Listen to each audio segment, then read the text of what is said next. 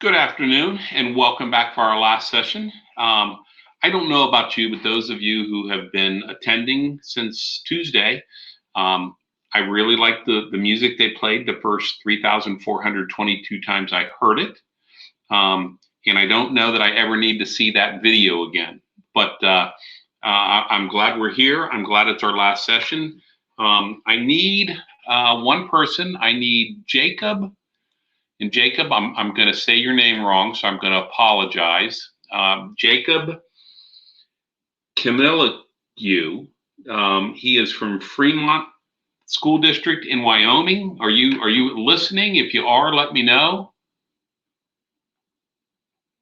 Jacob, you still there? You still awake? Because Jacob won the MERP for his school district, the Mobile Emergency Response Plan. So Jacob, we'll make sure that you're going to need to contact me, and I'll hopefully have your information from Sabella, and we'll get your school district set up for that right away. So I'm waiting to see if Sergeant Stefan Bjes is on.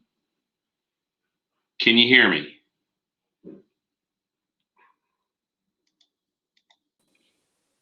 It says I'm on, and I see his logo. Can you hear me? Yeah, Gary, I can hear you. How have you been, my friend? I am good. How are you? You know what? If I was any better, I would be you. We first met at Ileta. Yes. Is that where we met? Yes. And then I had the opportunity to come out and speak to his group. And one of the reasons why I wanted Steph here is because of his passion and knowledge in helping law enforcement with autism. So I'm going to let you take it away. I'm going to shut off my microphone, and I'm just going to do what I do best. I'm going to listen. Thank you, Gary. All right. Good afternoon, everyone. First, I want to say it's my pleasure to be on with you this afternoon. As Gary mentioned, I met Gary a couple of years ago at Ileta down in St. Louis.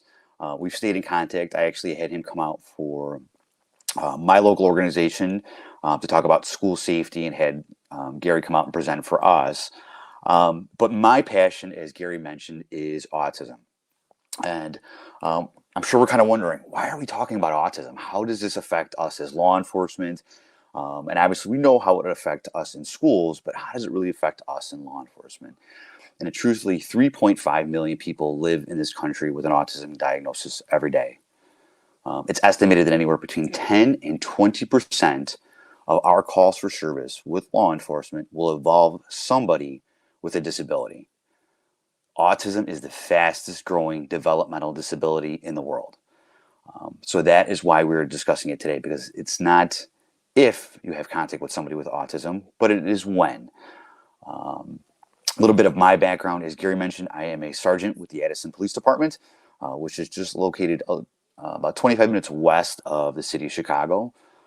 Just in my career, I spent 5 years in patrol. I spent 10 years in our gang unit, 3 years as a school resource officer, and I was promoted to sergeant 4 years ago, or 4.5 years ago now. And I'm currently assigned to our midnight shift as a patrol supervisor. But the biggest thing for me is in 2013, my two youngest sons were diagnosed with autism. And after my wife and I got over that initial shock of having this diagnosis with our two sons, we set out to become advocates for our sons, to learn everything we could possibly learn about autism and how to be their voice, their advocates as they grew older. As we learned more about autism, I wondered what would happen if my two lives, meaning my professional life and my personal life, collided. As we, as law enforcement, are we really prepared to handle calls involving autism? And do we really have the skills and the knowledge to safely interact with children and adults on the autism spectrum? So I will start you out with this letter that was sent to my chief a couple of years ago. And just, I'm going to have to read it verbatim, but just in summary, what it says is that this concerned citizen that lived in our town had some real worries that us as a police department lacked the knowledge, the skills, and the ability to interact with his son safely. For my background, this parent who sent this email to my chief, his son was one of my students in the schools. So I knew his son very, very well. I had positive interactions with him, and I understood some of the dynamics that his son had. His son is a rather large kid. He's now 17, and he's almost 6 foot, and he's about 250 pounds. So he's a bigger kid. So my chief, and I love him to death. He's one of the best. He said, "I don't even really understand how to respond to this. Can you reach out to this father?" So I did, and I basically explained to him how we handle things within our department. But this email, this letter is really my inspiration for why I've been doing this for the past several years in training law enforcement and how to safely interact with people with autism. What I also do is I took my role as a school resource officer for 3 years, and I began to understand what is our role as a school resource officer or school security personnel. And we know that it's to provide safety to the school and all children within the school. Our goal is to help manage crisis situations, which provide the least restrictive environment to all children. Key factor there, right there, least restrictive environment for all of our children within the schools. And then we also want to train in all aspects of school day to create a partnership between the community, our parents, school to keep all children safe and protected. But I began to wonder, are we really trained how to interact with children with autism? In a school setting, things are a little bit different. You have additional resources. You have your paraprofessionals. You have your teachers there to assist you.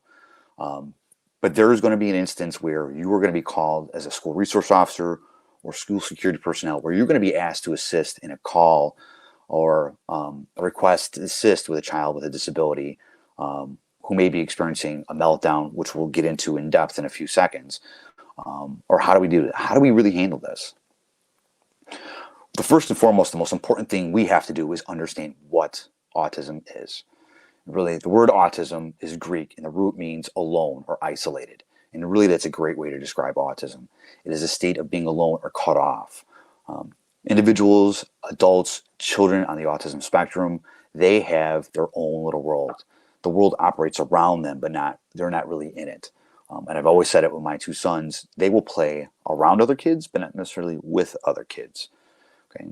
Autism is a complex neurodevelopmental disorder that has no known cure and no known cause.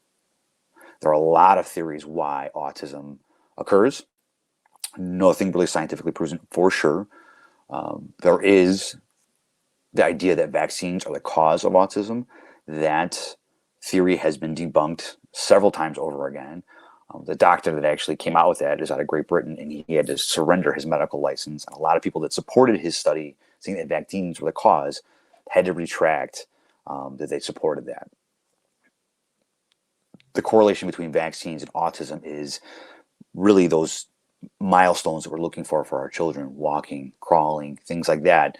They coincide about the same time that the characteristics of autism start to manifest themselves or start to become clear. They also correlate at the same time vaccines are administered to our kids. So that was the correlation, okay?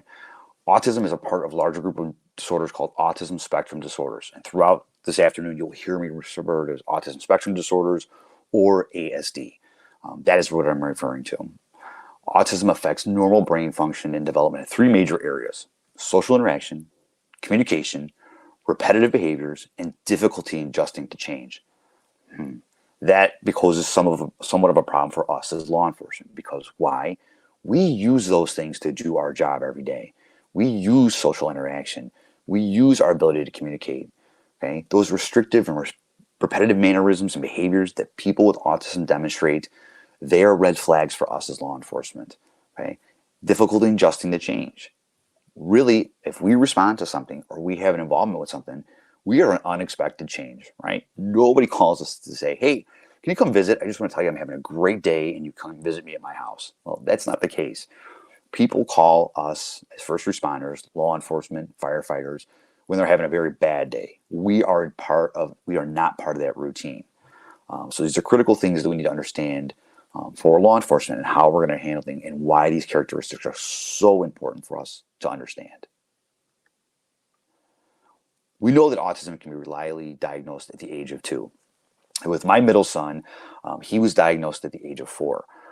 For us as parents, my wife, her mommy senses kicked in and really realized at about 15 months of age that something was off with my son Zach. He wasn't developing the way he should. Me, denial as the dad, said, you know what, he'll catch up. He's just developing a little bit later. Okay.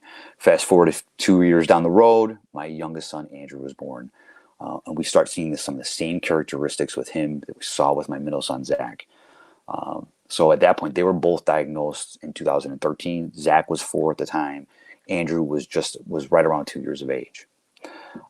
Currently, there's no singular proven cause of autism. There are a lot of theories of why autism occurs. We know there's a genetic component to it because scientific research has told us that if you the likelihood that you have a second child with autism when you have one is about 80%, just like it is in my case. Autism, we know, is a lifelong diagnosis. It is never going away, and my sons will live with their diagnosis for the rest of the year. But it does not mean that autism is not treatable. Usually it's done through intensive therapies like occupational therapy, speech therapy, ABA therapy, and a lot of different things that help them overcome some of the deficiencies and some of the characteristics they have associated with their diagnosis. Okay. Some key things that we want to understand when we're interacting with autism. Individuals with autism may have very unusual responses to sensory experiences, such as certain sounds, the way objects look. They may be hypersensitive, meaning they're overly sensitive to certain things, or hypo or undersensitive to other things. So we're talking about sight, sound, smells, touch, things like that are important factors for us to just understand. Looking in a school setting, we know that lunchrooms can be very hard because they're very loud. There's congested. There's a lot of people. Passing periods within schools, very difficult for a child with autism within a school district to overcome some of those things because of that hypersensitivity that they have.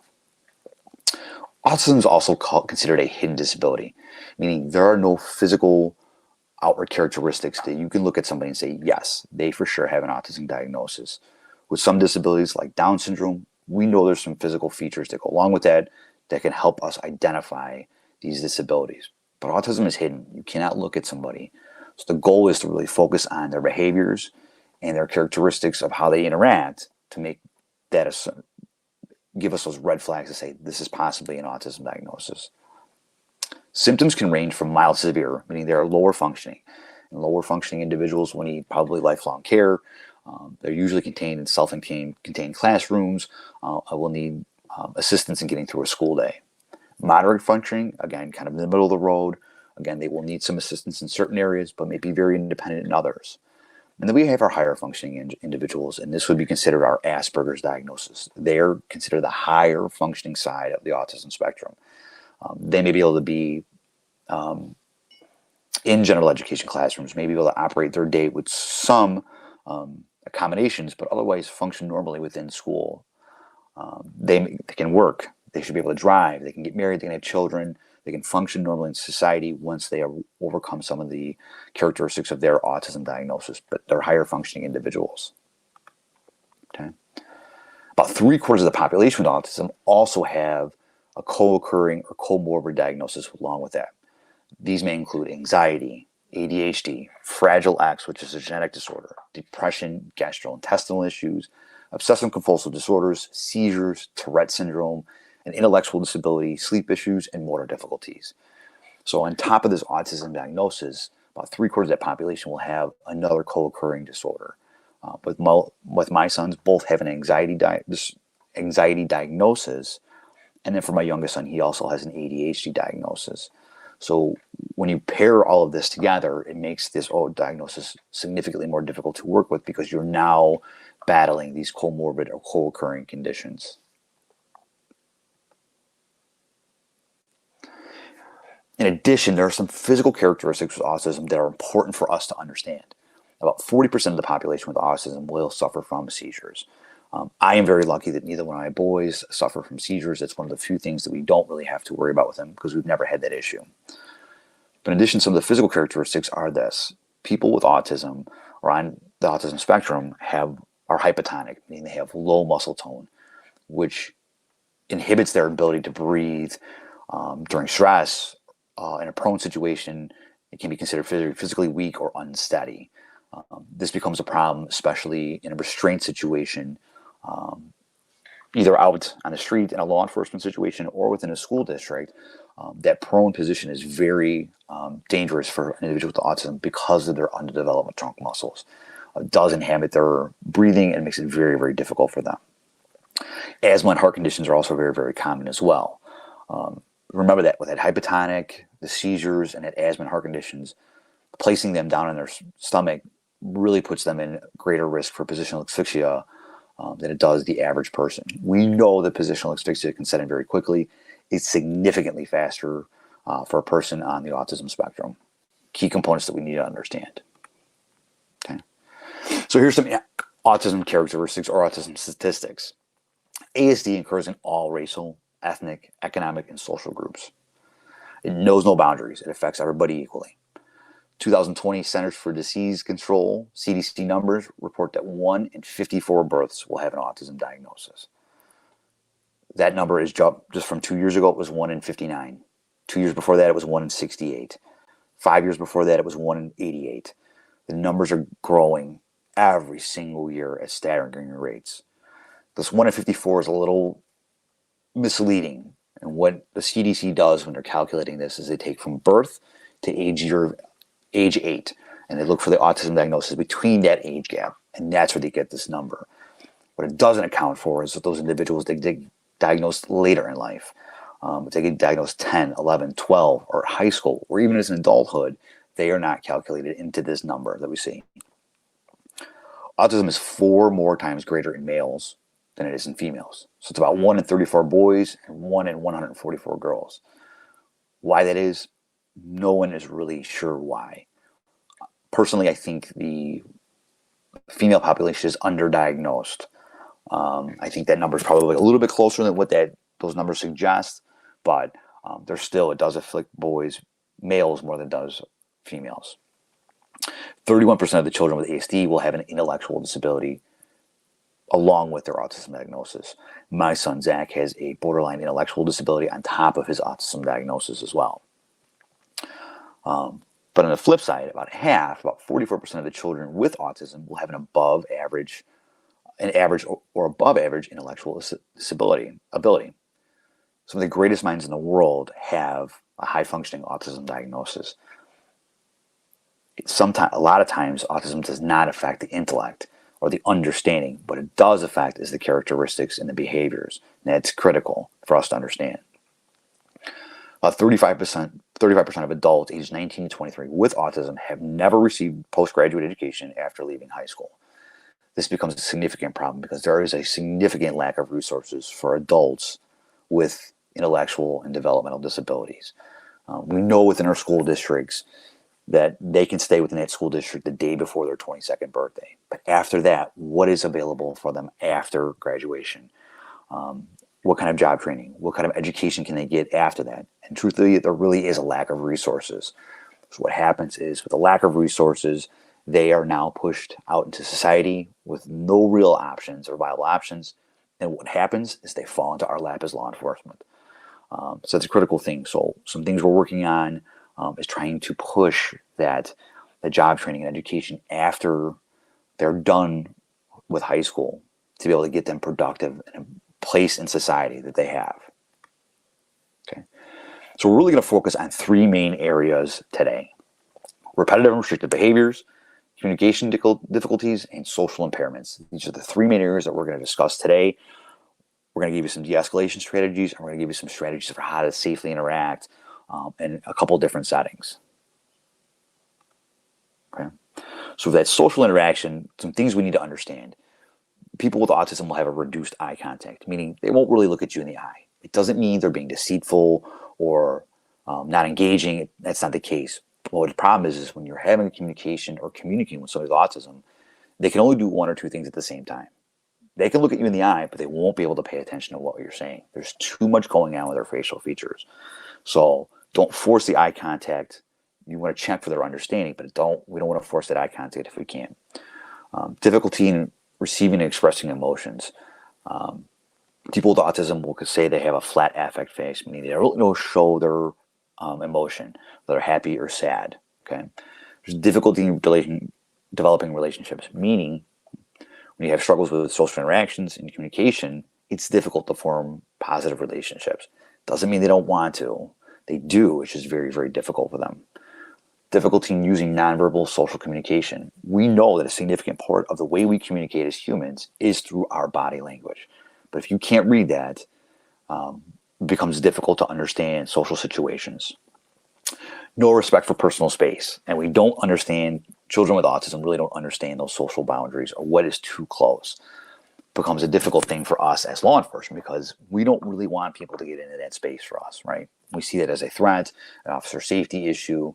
So it's critical for us as law enforcement to understand that they're not trying to be aggressive or attack us. They just don't understand those boundaries. Okay, may not like to be touched, and this is critical. We will have situations at some point within a school setting or a law enforcement interaction where we may have to touch an individual with autism. A very good strategy with this is give them a warning. Hey, listen, I'm going to touch your arm. I'm going to touch your hand. We need you to stand up. It's critical that you give them that warning because we talked about that hyper and hyposensitivity. Sometimes the slightest touch can be the most painful thing they've ever experienced. If you're going to do that, give them a warning. Lack of interest in others. And again, we kind of talked about this is the world operates around them. They really don't operate in it. So there's appearance of this lack of interest in others. And another important thing that we understand is there's no understanding of consequences. This is a very difficult thing. In a school situation or in a law enforcement interaction, is they're not going to understand that if they don't comply with our orders or commands, we obviously as law enforcement will escalate that because of that. They're not going to understand that. They don't understand if you do this, this is going to happen. That cause and effect portion of it is not there. So making idle threats and things like that are going to be ineffective when interacting with somebody with autism. We're going to talk about behavior right now. And this is critical for us because if we understand what the stimulus or what the motivation behind their behavior is, it will help us to safely interact and de-escalate in situations where we see those behaviors occur. We know that our behavior is the way we respond to a particular situation and or a stimulus. And really there are four main functions of behavior that we're going to pay attention to. Number one is attention. Our behavior is action. We want to draw someone's attention. The next one is escape. And for children and adults with autism, escape is critical because if they're in a situation that's overwhelming, their goal is to get out of that situation. So understanding that motivation behind the behavior. Next one is something that's tangible. We want something, whatever it might be, their demands. And the last one is physical or sensory needs. And that's usually in a situation that is overwhelming. Okay, what they need, if they're too hot, too cold, basic human needs. But for an individual who can't really communicate or lacks that ability to communicate, guess what? We see these problem behaviors occur. So it's important to talk about these behaviors, and we'll talk about how this is critical when we talk about some de-escalation strategies in a second. Okay. Those restrictive and repetitive mannerisms that we discuss. So those stereotyped and repetitive mannerisms, restricted interests, inflexible adherence to routines, and preoccupation with inanimate objects. Critical areas that we're going to talk about. For those stereotyped and repetitive mannerisms, for us as law enforcement, what happens is we see these mannerisms and we think that it's the appearance of somebody who's under the influence. So clearly it draws attention to us as law enforcement. And we'll talk about it, but stimming is that one of those key repetitive mannerisms that we will discuss. Stimming is a good thing, and we'll talk about some different versions of stimming that we'll see. Restricted interests. So it could be a lot of children with autism have very restrictive interests. For my son, my middle son, he is infatuated with commercial airplanes. Every plane, every airline, you name it, he understands it. This is a good thing for us because we can use that restricted interest to build rapport, to help build that relationship. If we engage them with that restricted interest, guess what you start to do? You start to build rapport with an individual. Use this to our advantage. Inflexible adherence to routines. In a school setting, this is great because we know that schools are very, very structured. Schools with children with autism use a lot of picture schedules, basically laying out how their day goes. Problem is when we get involved in law enforcement, we are an uninspected part of their routine. So we've already set behind, we start this ball rolling where we can have this escalation of behaviors because we've already deviated from their routine. Picture schedules and set things are important in utilizing these things. And obviously we have preoccupation with inanimate objects, and it could be anything. It could be a piece of string, a stuffed animal, a blanket, whatever it is, but that inanimate object is the most priceless thing they own. If it's not a threat or not a safety issue, please, please, please just let them have that item. In the long run, it will help you de-escalate the situations a lot quicker. Okay.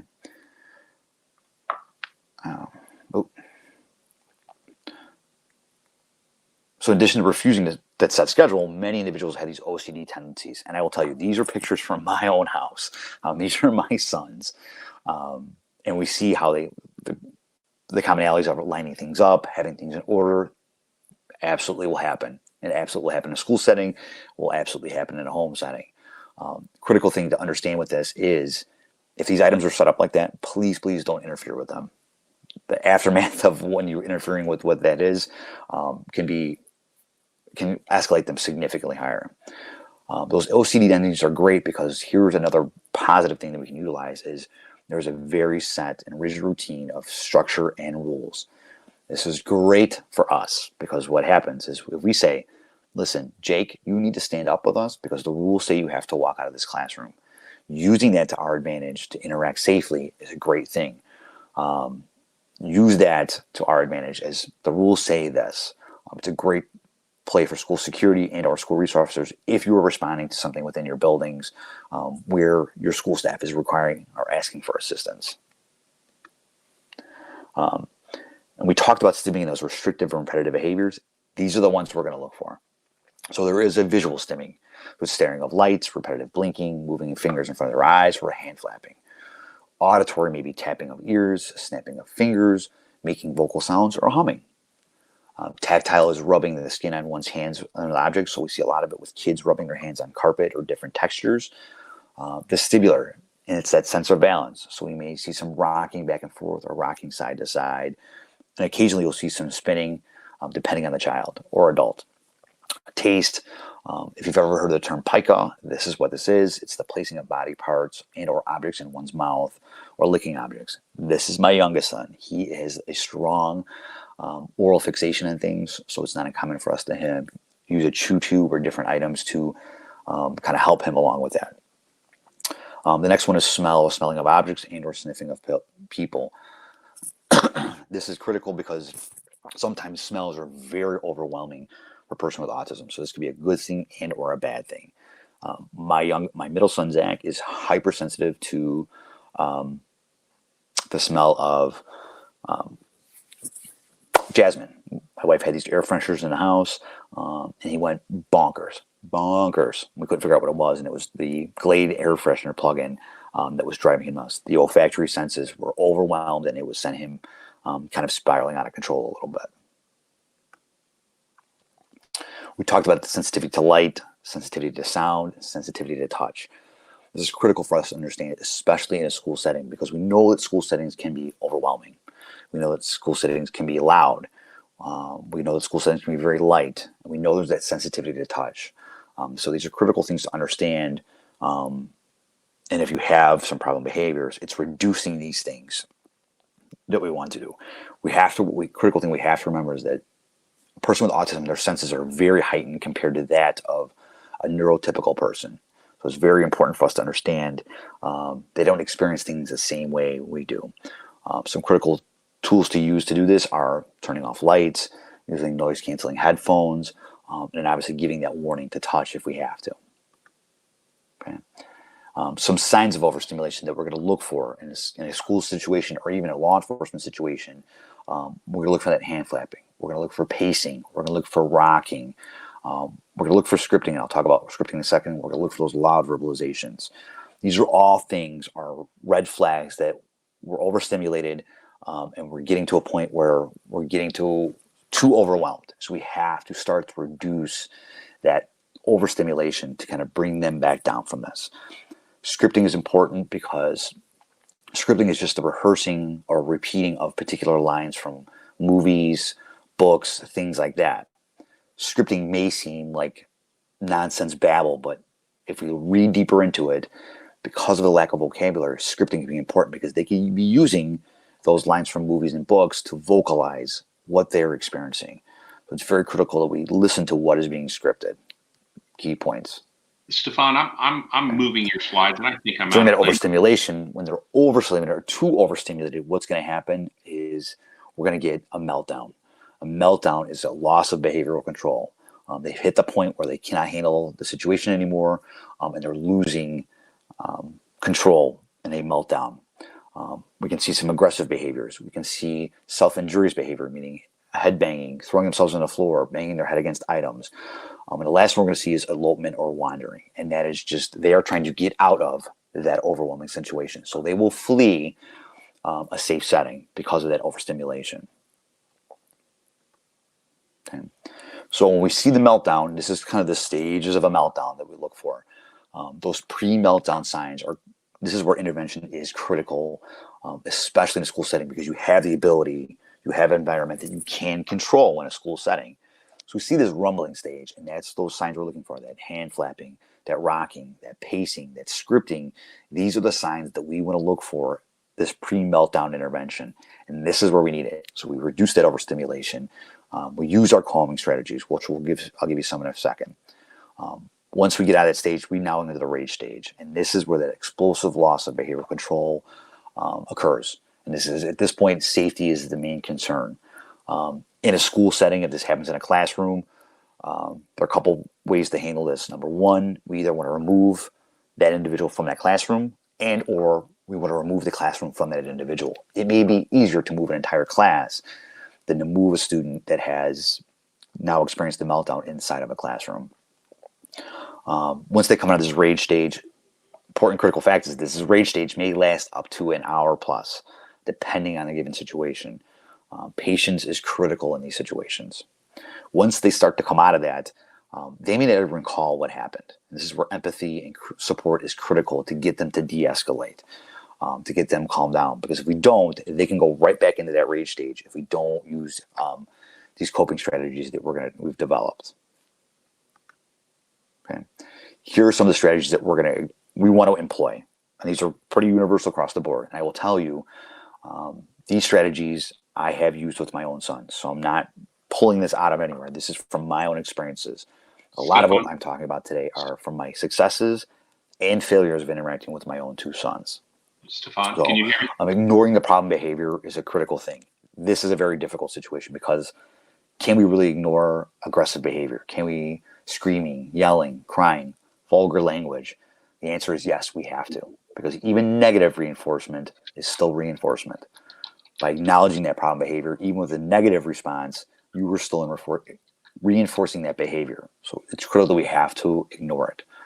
We want to avoid words that act as triggers. No, stop, not now. Instead of that, we want to use a positive strategy, meaning instead of stop hitting, we just try saying, let's use nice hands. Let's have a calm body. Let's take deep breaths. Critical things. We're having a positive response and not a negative response.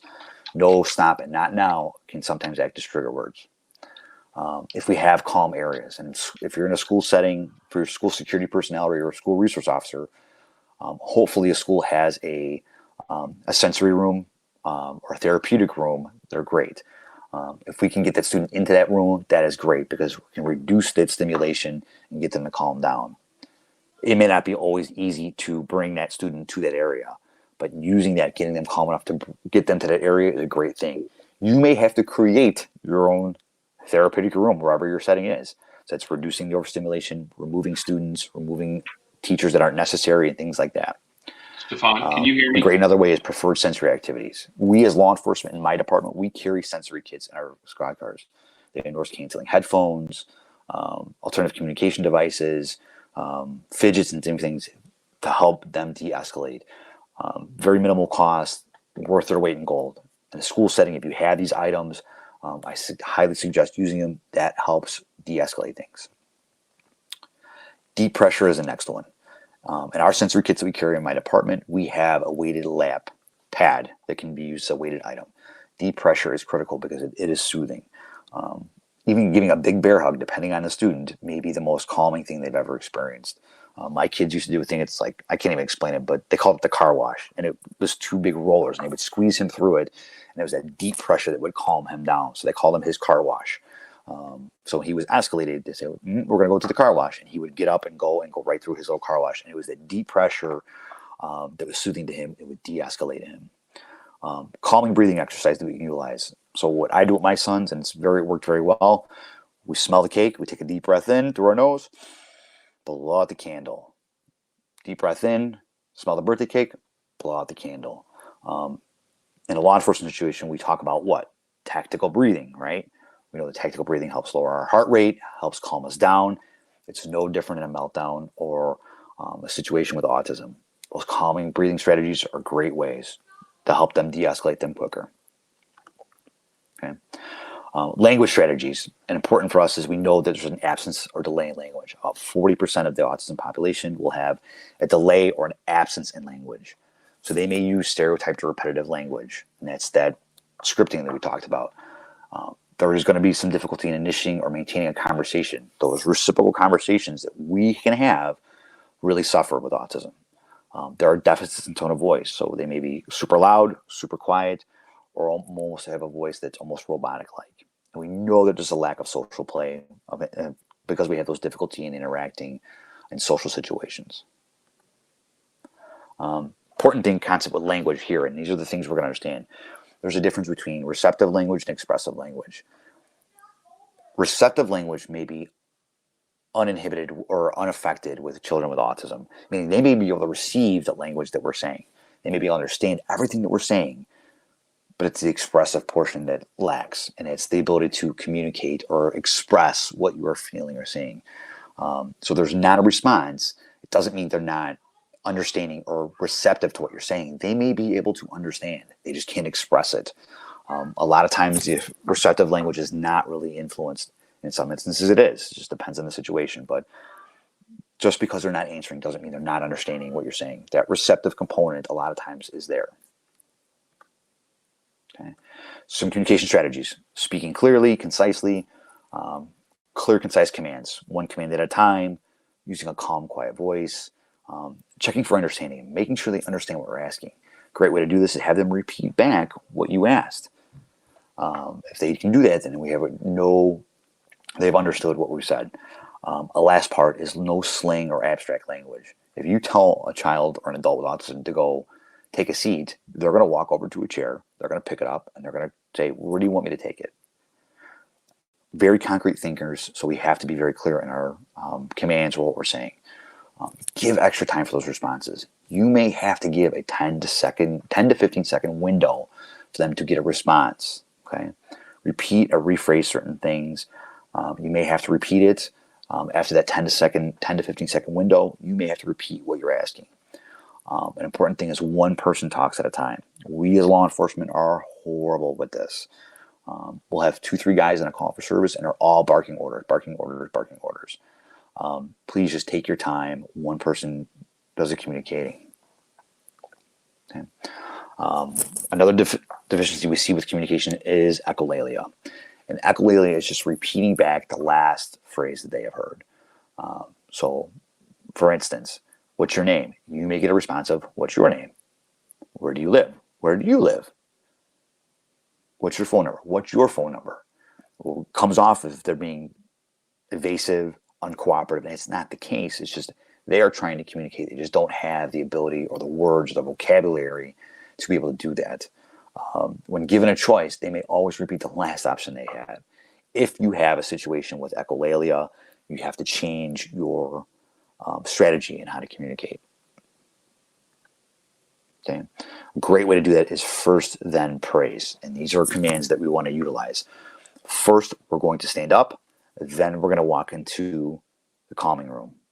Once they do what you want them to do, that's when the verbal praise comes in. Great job listening to me. Great job calming your body. Great job walking to our sensory room. First, then, very clear, very concise. First, we're going to do this. Then we're going to do this. That verbal praise comes in only after they comply with what you asked to do. This is a great strategy. It's very clear, very concise, very easy for them to understand. Great strategy to use. Useful commands that we may say. So in a hitting situation, we want to use quiet hands or nice hands. For aggressiveness, we may say we need a calm body. In wandering issues, we want to say stay here and stop in an emergency situation where we may have to. For kicking, we want to use quiet feet, nice feet. We talked about those trigger words, no, not, and stop. Here are some positive ways to be able to interact with them and use positive commands to get them to comply with what you're asking. Alternative forms of communication that we've utilized.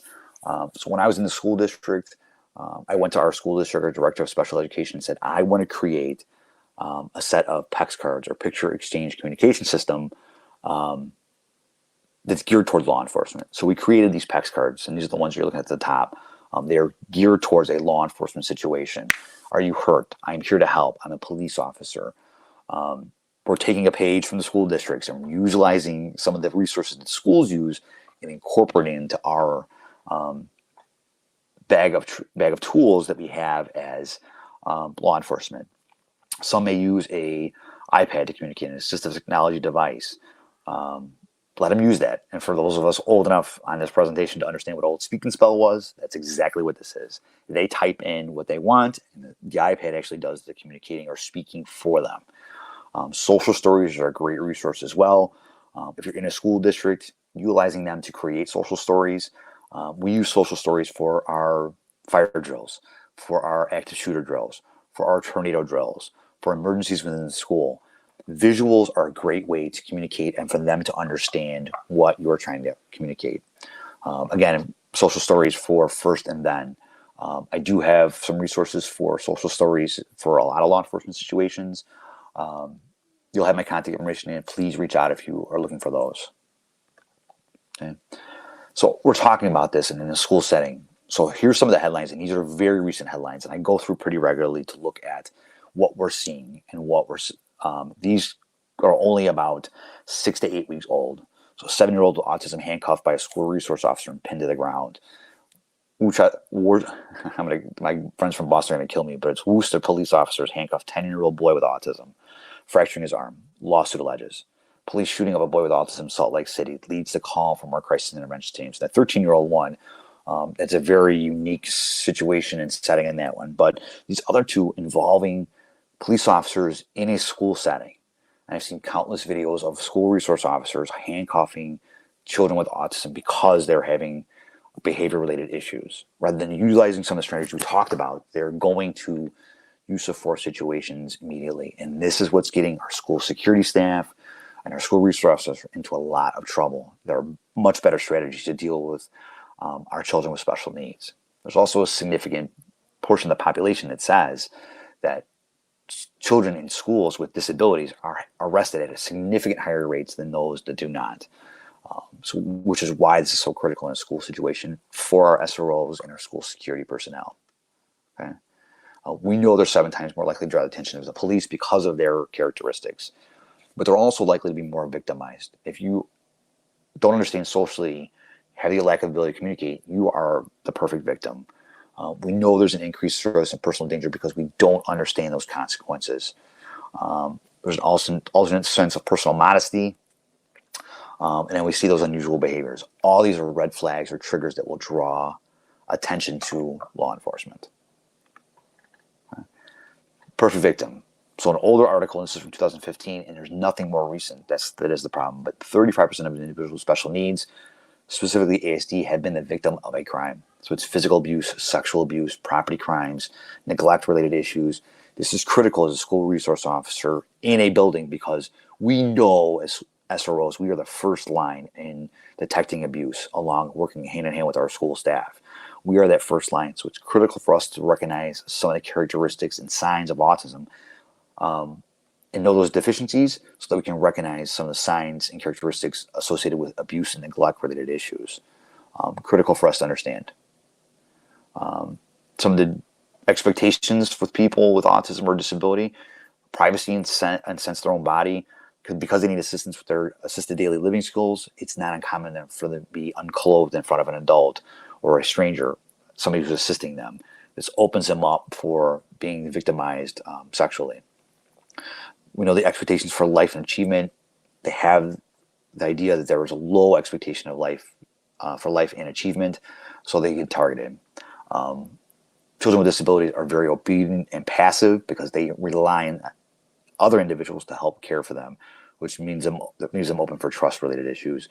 A history of maladaptive behavior. We know in abuse and neglect situations, there's usually a negative behavior associated with it. When you have a history of maladaptive behavior, you don't really see that. And obviously we see that social isolation because they can't disclose, can't communicate. They're, again, the perfect victim. Okay? They're targeted because of that perceived vulnerability, deficits in expressive communication, and deficits in detecting that deception. Critical for us to understand those things and be conscious of our signs of a child abuse and neglect related issues, because we are that first line as school resource officers in those buildings to protect those children with disabilities. Okay. Some things that you will respond to in the school systems or within the school: self-injurious behavior. So a student with autism has been denied access to a request that's been made. As a result, they started striking and hitting himself in the head. Aggressive behavior. The student with autism is triggered by noise in a cafeteria. The student grabs another student's hair and is not responding to commands. How do you handle this? Okay, you reduce that overstimulation. You clear that cafeteria. You clear an area of it at least. Okay. Bolting or fleeing from the building. A student with autism who is known to wander or bolt is missing from the building. This is another critical thing that we're going to talk about right now.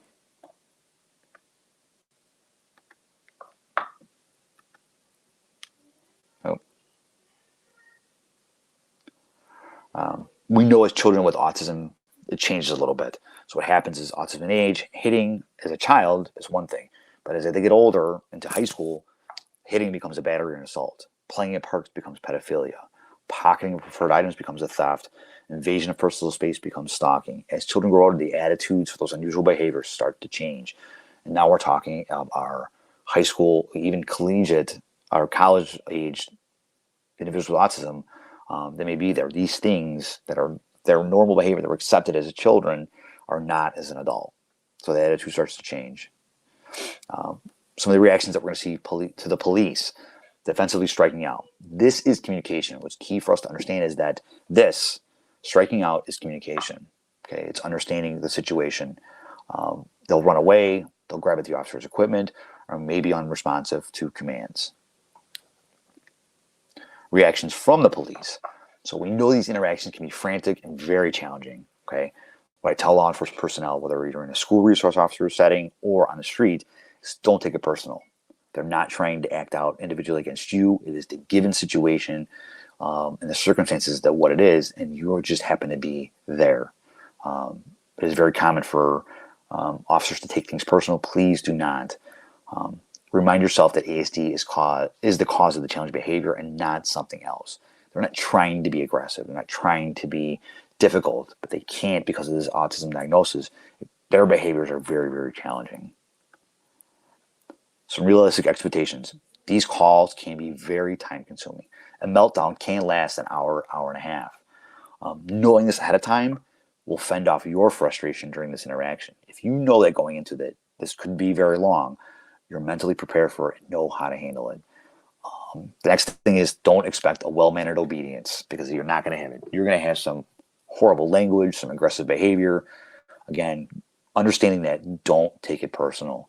And it's critical at this point to ignore that behavior because, like I said, even negative reinforcement is reinforcement.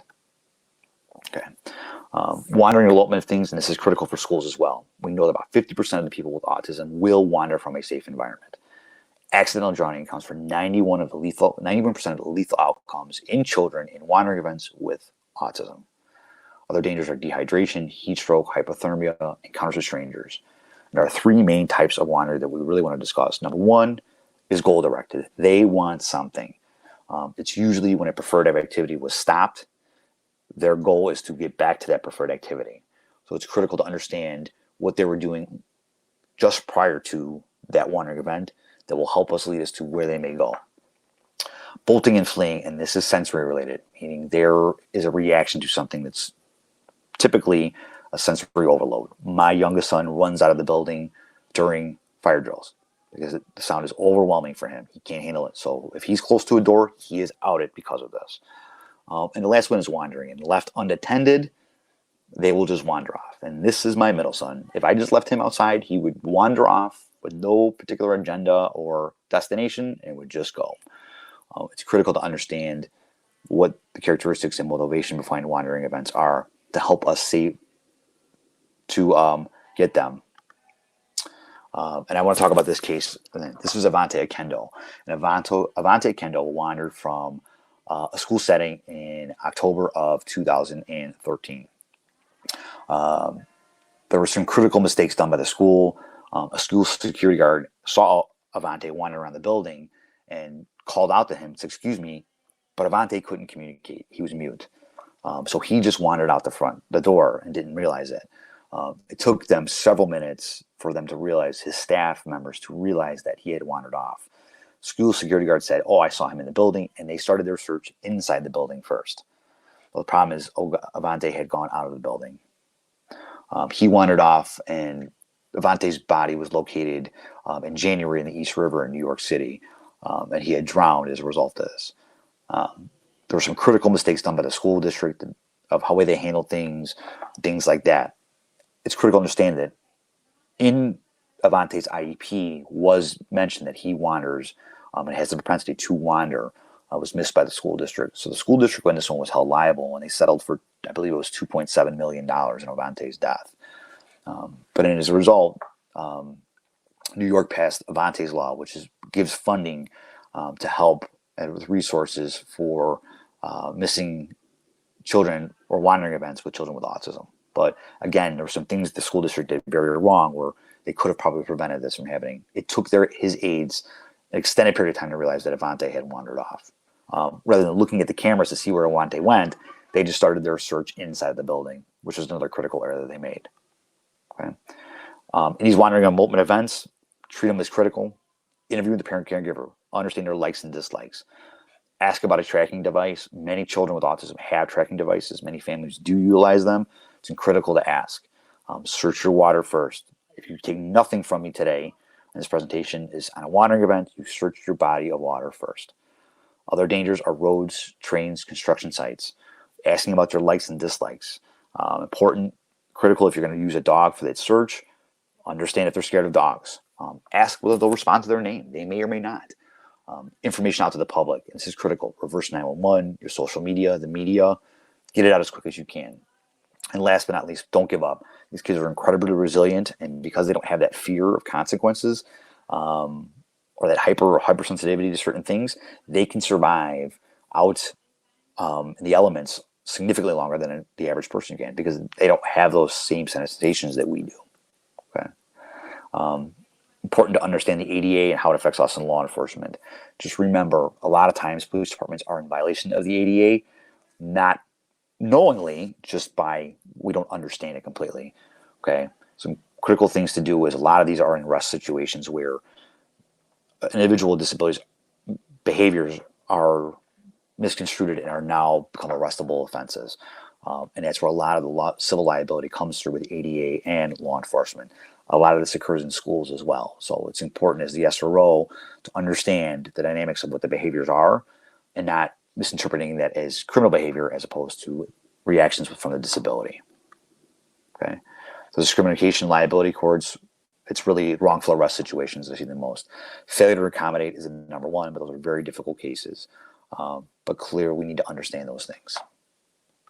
Okay, some programs that we utilize as a department. We've worked hand in hand with Medical Alert. We're pretty familiar with the Medical Alert. They've been around for 75 plus years. They have a program called the LEAP program, which is Law Enforcement Agency Portal. It's a free program, and we can get free resources out to our families with special needs, shoe tags with identifiers, and a bracelet. For our older students, it's important that we can utilize autism information cards. They contain their name, address, contact, caregivers, and then strategies for their interaction. Because they can't communicate, being able to disclose that disability are critical to get it to us. In Illinois, we have a thing called Premise Alert Program, which is basically just a special needs registry. We work hand in hand with our school districts to get all of our students with special needs in my community registered. So we know going into calls for service what we're going to interact with, what kind of diagnosis, any triggers, any calming strategies, any favorite places. This is key in getting us the information before we even arrive. Smart 911 is just a pre-registration program for the county. It registers cell phones, cars, things like that. It's offered in our county in Illinois. Okay. Some other programs that we utilize, we do a special needs resource fair in conjunction with our school district. We register all of our special needs students in these programs, explain our programming with the parents, and it helps build that relationship with your special needs community. We have a meet and greet, where we have a meet and greet with our special needs families in our police department and our fire department, for that matter. We want them to feel comfortable with us. We want them to understand their disabilities. Again, we work this in conjunction with the school districts. They are our best resource because they know our special needs students. So working with the school districts is key. And then we also do a parent training in conjunction with our school district. So our special ed co-op group, every year I go out and I do parent training for them to understand what we are going to do as law enforcement and what our expectations are, and then the programs that we have. Again, we're starting to build that relationship with our special needs community, because I'll tell you, as a parent of children with special needs, I was very hesitant to call my local police department until we started working with them. So programs that are very easy to implement, that don't really cost you anything, that build an incredible amount of relationship with that side of your community. This is one of the programs we do. This is our special needs soccer event. I coach a special needs soccer program. That email I showed you in the very beginning, that is the father. His name is Sean Danhauser. This is his program. He's the coach of this program. I met with him and his parents to talk about some of our programs. I fell in love with the program. I am now a coach, and my two sons participate in the program. Every year we have a first responders game where we have our police officers and firefighters come out and their buddies with our kids for the day. It helps our officers interact with them. It helps build a relationship with our family so they understand what our role is law enforcement. We're also in a setting that's comfortable with our kids. Soccer is a very positive thing for them. So if we come in, we're just another buddy that's going to help them. But it shows our officers as well that these kids are just kids. They have amazing, unique qualities, but ultimately they're still just kids. And don't get overwhelmed by the disability. Look through that and look at the kid. Some of the things that we do. Okay. Additional resources. Like I said, we carry sensory kits. This is a website. We are working on getting these sensory kits out to first responding agencies, law enforcement, firefighters at no cost. This is the website if you're interested. Please, we are always looking for sponsors to sponsor kits. The goal is to get these kits out to agencies at no cost. We started handing out window cleans to our community so that we have that information and parents can safely disclose that their child has a disability in their home or in a car. It's a great way to share that. Okay. Kind of in closing, by adopting this proactive approach and educating our officers about autism, police departments and school districts and SROs working within those buildings can reduce their exposure to liability. Okay. Understanding it, knowing these procedures, and to ensure the safety and cooperation with a person with autism is critical. So understanding what you're dealing with is an important factor that we have to do. And I leave you with this. 1 in 54 children have autism. 2 of them are mine. I do this because maybe not today, maybe not tomorrow, but some law enforcement officer, some firefighter, some school security officer are going to interact with one of my 2 sons. I want to make sure that you have the best information out there to safely interact with them so we don't have an unfortunate incident, we don't have a misunderstanding. So that's kind of where I leave you. If we have time, I'll take some questions. Here's my contact information, my work email address, my business email address, my phone number, and my website. Please feel free to reach out to me. A lot of the resources that I do have are free. They're free resources. And I've worked to put these things together at no cost because I understand how budgets are with school districts and police departments, that I've put these things together to try to get them out at no cost. I am happy to share any of the resources that I have with any of you. So I appreciate your time. Thank you very much. And I am open for questions. Stefan, can you hear me? I don't know if Stefan can hear me. Let's see if he can see me.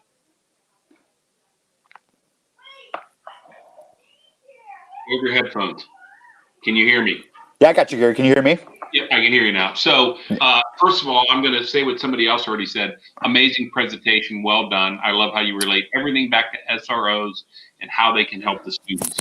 I want to apologize because I was not cycling your slides correctly. I apologize. It took me a while to get on track. So how often are you giving these presentations a day? Because I think that's what it almost comes down to, isn't it? Yeah, and really, and we need to do it because I try to do this all the time. So this is, I think this week, this is probably, I was in Tennessee last week. Something got canceled this week. I was supposed to do a couple in person this week. So I'm probably doing 3, 4, 5 a month easily for different agency, for law enforcement, firefighters. Probation is the new one we're doing a lot of. So we're doing a lot of that. I'm just telling you, that was absolutely phenomenal. Not only what you're doing, but what your entire agency is doing. And I'm just hoping that the people that are here today reach out to you so that this goes out everywhere. It just needs to. It was phenomenal. Anybody else have any questions? Thank you. How do you approach? This is a great one. How do you approach lockdown drills, fire drills training for students with autism? Great question, and I ran into this, so this is why. What we did, we prepared, especially with our sons, and then even when I was in the school district, we created visuals. We created a social story for fire drills, for lockdown drills, and the visuals very help. Especially for the lockdown drills. So what we did is we utilized the rules say this. So what we did is we would say, the rules say we have to turn off the lights. The rules say we have to lock up the doors. The rules say sometimes we may have to leave our classroom. The rules say we might have to follow the teacher if we leave. So those things, but creating that set of visuals was very, very effective with it. There are some good books geared towards kids with special needs. They're great, but I have to look, but I'm pretty sure I still have my visuals for fire drills and lockdown drills and tornado drills from my time in the school district. Fire drills are another one. And we had to prepare him ahead of time. So we weren't like surprise drills, but he had his headphones ready to go because it was the only way that he would follow the rules with his fire drill, because he would just freeze or take off. So having those visuals ahead of time were key with him. Today we're going to have a fire drill. We're going to have our headphones ready. We know what to do. And he would follow it reluctantly, but he would follow it. But having those visuals were critical. So having that set built in is great. So one of the things when we had, they called them stack units, and I don't know what the acronym was for, but they were for students with autism. And we were given permission from the fire department that those were the only students who knew, that teacher knew there was going to be a fire drill. And really because we knew we were going to get the kids out safely, but we didn't want to, because this drill that's mandatory, it caused a whole series of other problems. So when working with the fire department, they said, yeah, we understand that. Mm-hmm. Have them go ahead and put their headphones on, because we know that if it's a real fire, we'll just deal with that issue too. But it's kind of like when some of these people want to do these scary drills. Why make it a scary drill if what we're just trying to do is teach them how to exit the building properly? Exactly. And that was one of those things we had to do. We had to tell them, otherwise he would freeze. Because the first time, it was a couple of years ago, he was in his gym. So his gym converted into his cafeteria. So the first time it went off, where he wasn't prepared, didn't have his headphones, it triggered him, and he bolted out the door. My youngest son. So they grabbed him. But I will tell you, he automatically associated that gym with that fire drill, and it took us a year to get him back in there to eat lunch. For an entire school year, he ate in the hallway because he associated that fire drill, that gym. He's like, I'm not going back in there. That thing's going to go off the minute I walk in there again. So it took us all school year to get him back in. The following year, second week of school, they're working on it, and what does it do? Goes off again. I'm like, oh, we were so close. So it took us several months to get him back into that gym for lunch. And it's, you're going to have those issues, but if you can prepare them and utilize their headphones, and I mean, they'll follow the rules. They'll know what it is once you get them set. But if you throw in those other sensory overloads, they're just going to shut down. They're really just going to shut down. Wow, that was great. Anyone else? Sergeant, I really appreciate you being here. I wish we were in Vegas together, because I know we would just be sitting around talking the entire time about how we can help these children and help officers. Because really, the thing that from your presentation, I didn't realize that students with their children with autism were more likely to have positional asphyxia. Yes, which is something we all train about, Right. So, and a lot of our strategies are CPI and Menta, or whatever strategy you're using. A lot of that uses that prone on the ground technique. So we have to be very critical, very worried about that. That CPI and stuff is not, in some situations, is not good. My middle son, has very underdeveloped trunk muscles, and it took us years of occupational therapy to get him to be able to sit in a chair for more than 15 minutes without slumping over. So those CPI and those strategies, are great, but with children with autism, they can be very dangerous depending on the situation. No, that's great. Well, again, thank you very much. I hope everyone has your information. They're going to get all these PowerPoints. And again, I apologize. And don't be a stranger. All right. I won't. And obviously reach out if you needed something, Gary. It was a pleasure. Thank you for the opportunity. I really appreciate it. All right. And with that, folks, our 4-day conference comes to an end. And I want to thank everyone for attending. Our door prize winners, you will be contacted. And I just want to remind our team in the Philippines, if you want to be able to go to bed, since it's 5:30 in the morning right now in the Philippines, we're going to jump on our Zoom call and close this out. But for the rest of you, be safe and keep fighting the good fight. Thank you very much. Thank you.